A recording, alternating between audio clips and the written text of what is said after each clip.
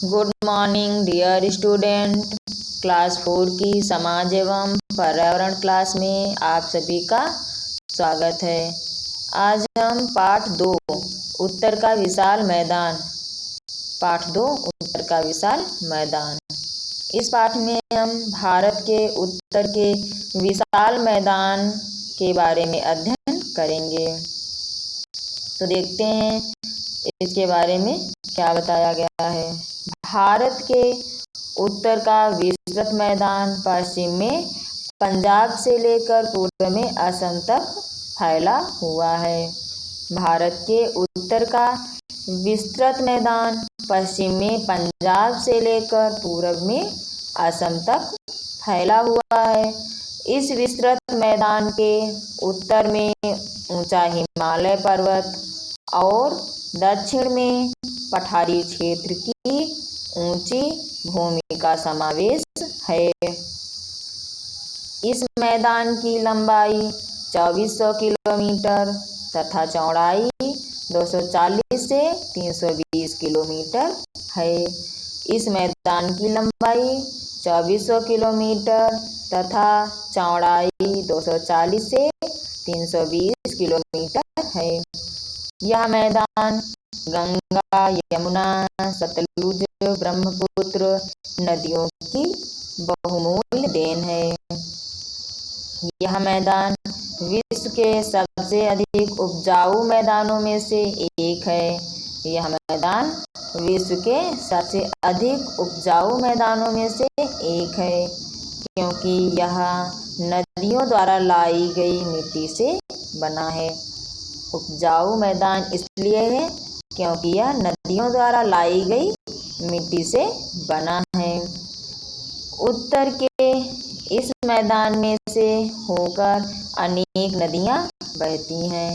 उत्तर के इस मैदान में से होकर अनेक नदियां बहती हैं, जिनमें से अधिकतर हिमालय से और कुछ पठारी क्षेत्र से निकलती हैं। जिनमें से अधिकतर हिमालय से और कुछ पठारी क्षेत्र से निकलती हैं। इन नदियों के बहाव में अनेक पत्थर आ जाते हैं। इन नदियों के बहाव में अनेक पत्थर आ जाते हैं, जो आपस में टकराकर टूटते रहते हैं और क्रमशः कंकड़, रेत तथा बारीक मिट्टी में बदल जाते हैं। चूंकि उत्तर के मैदान की भूमि नदियों द्वारा लाई गई मिट्टी से ही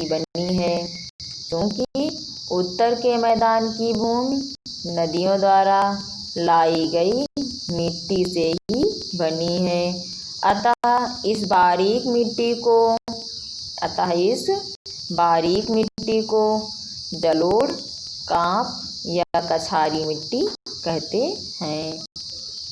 इस बारीक मिट्टी को जलोढ़, कांप या कछारी मिट्टी कहते हैं। मुलायम, भुरभुरी और उपजाऊ मिट्टी का यह मैदान कृषि में बहुत उपयोगी है।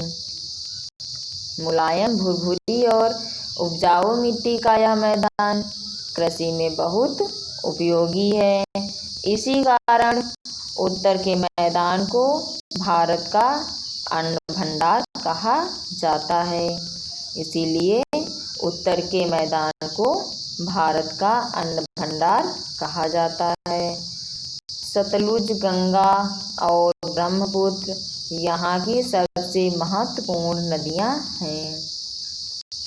सतलुज, गंगा और ब्रह्मपुत्र यहाँ की सबसे महत्वपूर्ण नदियाँ हैं। ये नदियाँ हिमालय पर्वत से निकलती हैं।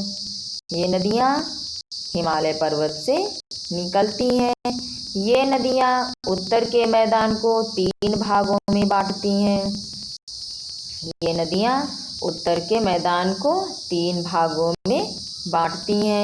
जिन्हें बेसिन या घाटी कहते हैं। किसी नदी और सहायक नदियाँ द्वारा सींचा गया क्षेत्र बेसिन कहलाता है। किसी नदी और सहायक नदियां द्वारा सींचा गया क्षेत्र बेसिन कहलाता है। हिमालय से निकलने वाली नदियों को पिघलते हुए बर्फ से सदा जल मिलता रहता है। हिमालय से निकलने वाली नदियों को पिघलते हुए बर्फ से सदा जल मिलता रहता है, इसीलिए ये सदा जल से भरी रहती हैं। इसीलिए ये सदा जल से भरी रहती हैं। इन नदियों द्वारा पूरे वर्ष सिंचाई की जाती है। पठारी क्षेत्र से निकलने वाली नदियों में गर्मी की ऋतु में अधिक जल नहीं रहता है। पठारी क्षेत्र से निकलने वाली नदियों में गर्मी की ऋतु में अधिक जल नहीं रहता है। आज की क्लास में इतना ही। Thank you class.